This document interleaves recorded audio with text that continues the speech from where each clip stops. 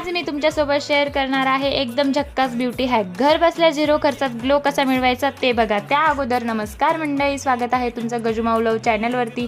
आज मला पिल्लूला सुवर्णप्राशनाचा डोस द्यायचा होता, मग त्यासाठी मी खाली आलेली होती। तिला घेऊन आली तर बघितलं इथं खूप जास्त गर्दी होती।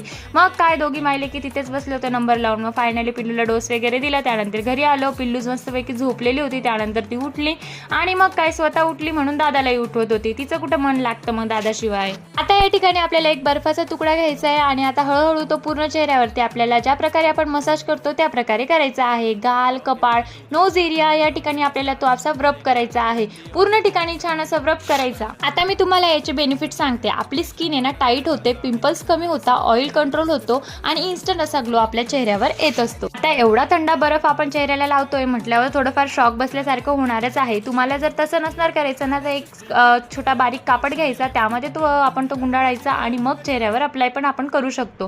त्यानंतर मस्त असं चेहरा पुसून घ्यायचा आणि या ठिकाणी तुम्ही बघू शकता त्याचा रिझल्ट खरंच खूप छान असतो। आपली स्किन आहे ना फक्त आपल्याला 5 मिनिटं करायचं आहे, त्यानंतर स्किन खूप छान मस्त अशी टाईट होऊन जाते। फक्त 5 मिनिटात आपल्याला पार्लर सारखा ग्लो आहे ना हा घरीच मिळत असतो। त्यामुळे आणि उन्हाळ्यामध्ये आपण हे आवर्जून केलं पाहिजे। थोडासा वेळ आपण स्वतःसाठी काढून फक्त 5 मिनिटं हे करा, नक्की तुम्हाला उन्हाळ्यामध्ये याचा रिझल्ट खूप छान येईल। मेन म्हणजे पिंपल्स होणार नाही।